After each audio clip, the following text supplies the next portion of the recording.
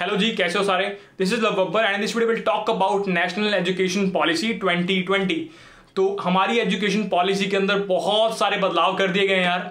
और ये बदलाव क्या हैं, क्यों हैं, किस लिए किए गए हैं, फायदा हो रहा है या नुकसान हो रहा है, वो सारी की सारी चीजें हम डिस्कस करने वाले हैं इस वीडियो के अंदर।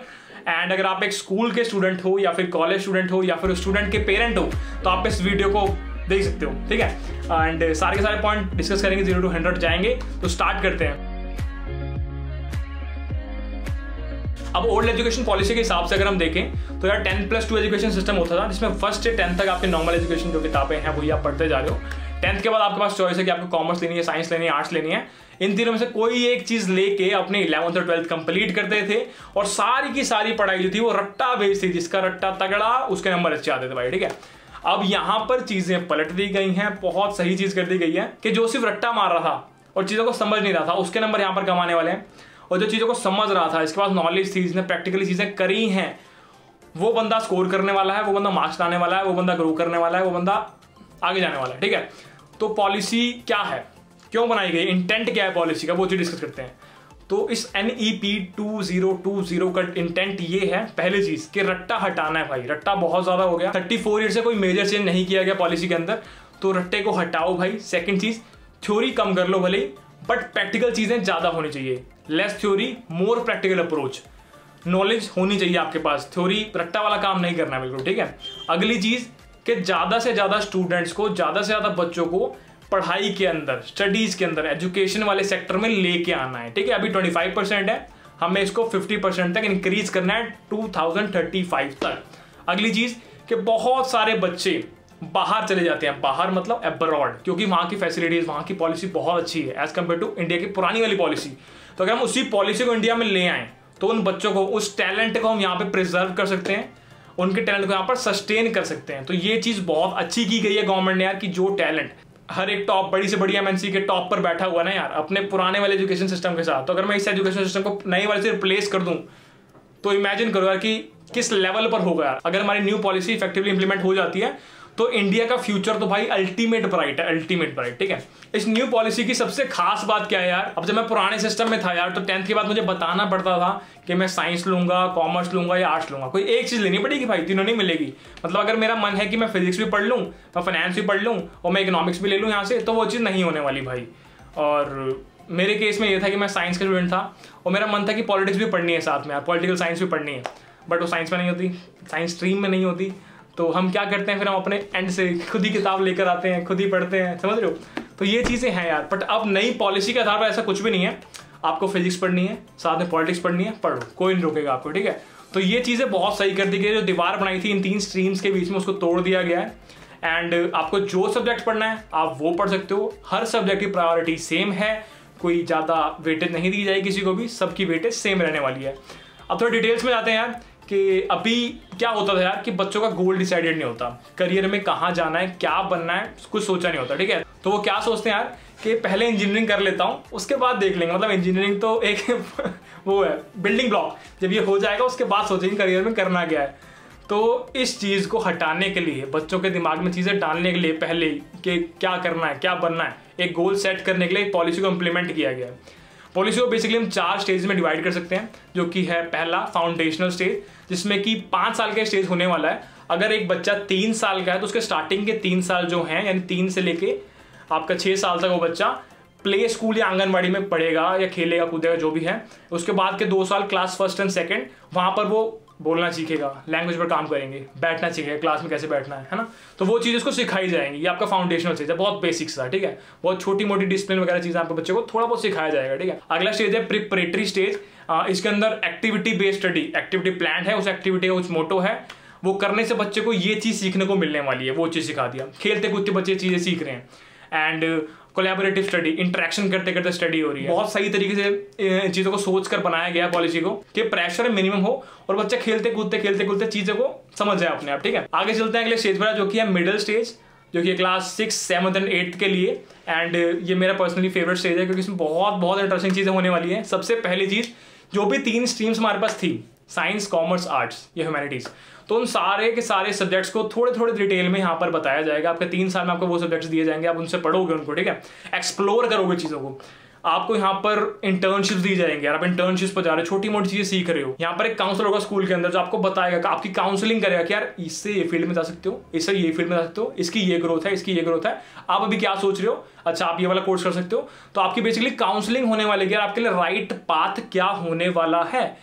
जो काउंसलिंग बच्चा 12th के बाद लेता था वो 6th क्लास से शुरू हो जाएगा, प्रेशर है ही नहीं बिल्कुल भी, बच्चा कितना फ्री माइंड होकर चीज़ों को सोच पाएगा यार, मतलब खुद सोचो इस बात को। एंड बहुत सही चीज़ है। और सबसे इंपॉर्टेंट चीज़ है कोडिंग, 6th क्लास से बच्चा कोडिंग करना स्टार्ट कर देगा। ऑटोमेशन हम सब जानते हैं, ऑटोमेशन इज फ्यूचर यार, ठीक है। एंड एक वीडियो मैंने बनाई थी why should we learn to code, और उस वीडियो में बताया था कि अगले 5 से 10 साल में कोडिंग का क्या क्या फ्यूचर रहने वाला है। एंड अभी हम देख सकते हैं इसमें पॉलिसी के आधार पर कि कोडिंग अगर किसी 6th क्लास के बच्चे को गवर्नमेंट दे रही है तो इसका क्या मतलब हुआ। इसका मतलब ये है कि गवर्नमेंट सोच पा रही है कि फ्यूचर में ये ऐसी स्किल है जो सबके पास होनी चाहिए, इसलिए सरकार ने इसको बच्चों के 6th क्लास के करिकुलम में ऐड कर दिया कि भाई कोडिंग तो करनी ही है, क्योंकि ये आगे जाके बहुत सही चीज़ होने वाली है, ठीक है। मतलब सोच के इतना अच्छा लग रहा है, एक बच्चा जो 11th क्लास में या फिर कॉलेज में जाकर कोडिंग सीखने वाला था, उसको 6th क्लास में बोला कि भाई तो कोडिंग स्टार्ट करते हैं, भले ही थोड़ा बेसिक सिखाएंगे पहले स्टार्टिंग में, बट सोच के देखो कंटेंट कंजम्पशन की बात करते हैं यार, कि अगर मैं एक कंटेंट कंज्यूम कर रहा हूँ जहाँ पे फाइनेंस की बातें हो रही हैं, जहाँ बिजनेस की बातें हो रही हैं, तो मेरा दिमाग क्या सोचेगा, स्टार्टअप्स के बारे में सोचेगा, बिजनेस आइडियाज़ के बारे में सोचेगा, ठीक है। सेम चीज़ अगर मैं एक बच्चे को 6th क्लास में कोडिंग सिखा देता हूँ तो 11th-12th में या कॉलेज टाइम पर उस बंदे की जो मेंटालिटी होगी, उसके दिमाग में जो आइडियाज़ आएंगे, वो जो चीज़ें बना रहा होगा और किस लेवल की होने वाली है, मतलब हमारे जो इस टाइम की एज है, इस टाइम की जनरेशन है, वो इमेजिन नहीं कर पाएगी यार कि 11th क्लास में बच्चा क्या डेवलप करके बैठा है, समझ रहे हो। तो बहुत सही स्टेप है। साथ में एक चीज़ और, वोकेशनल सब्जेक्ट्स, कुछ ऐसे सब्जेक्ट जो आज के टाइम पे हैं बट उनको उतनी इज्जत नहीं मिलती है, उतनी वेटेज नहीं मिलते हैं, उन सब की वेटेज बराबर कर दी गई है। मान लो कि वोकेशनल सब्जेक्ट आप dancing, music, singing, yoga, leadership का कोई कोर्स, मैनेजमेंट का कोई कोर्स, पर्सनैलिटी एनहेंसमेंट का कोई कोर्स, ये सारी चीज़ें आपकी वोकेशनल में डाल दी जाए और आपको बोला जाए कि भाई इसकी वेटेज और आपके बाकी सारे कोर्सेज की वेटेज सेम है, आप कोई भी ले सकते हो। तो कितना सही रहने वाला यार। एक बच्चा पढ़ते हुए इंटरेस्ट से पढ़ रहा है, उसको मज़ा आ रहा है पढ़ने में कि यार वाह मम्मी को बताऊँगा ये पढ़ के क्या हूँ आज में। तो बहुत सही कोर्स बनाया गया यार, बहुत सही पॉलिसी बनाई गई है और एक चीज़ को ध्यान से डाला गया है कि यार प्रेशर कम हो, सीखने को ज़्यादा मिले, नॉलेज ज़्यादा मिले और करने में मज़ा आए। सीख रहा है करके बच्चा तो उसको मज़ा आना चाहिए, बिना मज़े के नहीं, मतलब प्रेशर लेके काम नहीं करना है इस बार, मज़े में पढ़ाई करनी है और जबरदस्त। अब चलते हैं लास्ट स्टेज पर, जो कि हमारा secondary stage, 9th 10th 11th 12th। सारी की सारी गेम जो पहले थी प्रेशर वाली, बहुत टेंशन वाली, वो सारी की सारी गेम ही पलट दी गई है। बोला गया है तुझे फिजिक्स पढ़नी है तो फिजिक्स पढ़, तुझे फिजिक्स के साथ इकोनॉमिक्स पढ़नी है पढ़ ले, चॉइस, पूरी चॉइस। ये सिस्टम चॉइस बेस्ड सिस्टम है, CBS। यहाँ पर आप जो बोलोगे आपको वैसा मिलेगा। आपको फिजिक्स पढ़नी है फिजिक्स मिलेगी, मैथ्स पढ़नी है मैथ्स मिलेगी, इकोनॉमिक्स पढ़नी है इकोनॉमिक्स, फाइनेंस, बिजनेस, जो बोलोगे भाई मिल जाएगा।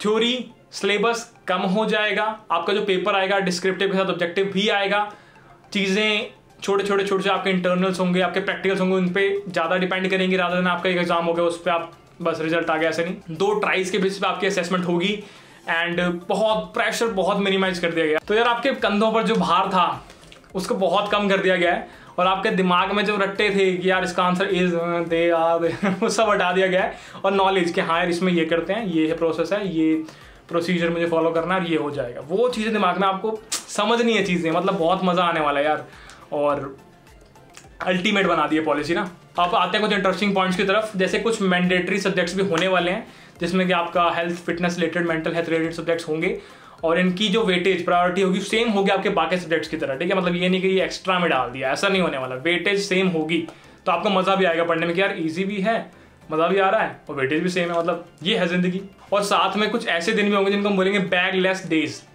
कि बिना बैग के, बिना पेन के, बिना कॉपी के, बिना बुक के आप स्कूल जा रहे हो और मज़े ले रहे हो यार। मतलब सपना था ये तो अपना यार कि बिना बैग के स्कूल जाएं, मज़े करें, जो भी चीज़ें हैं वो प्रैक्टिकल बेस्ड हो, इम्प्लीमेंटेशन बेस्ड हो। भाई मुझे वैसा काम नहीं, ठीक है, तो कोई बात नहीं, हमने नहीं करा, आप कर लो यार, मतलब आप खुश हो जाओगे हम खुश रहेंगे, एक ही बात है ना। आगे चलते हैं अगले पॉइंट की तरफ जो कि क्रिटिकल थिंकिंग। इस चीज़ को बहुत बढ़ावा दिया जाएगा यार।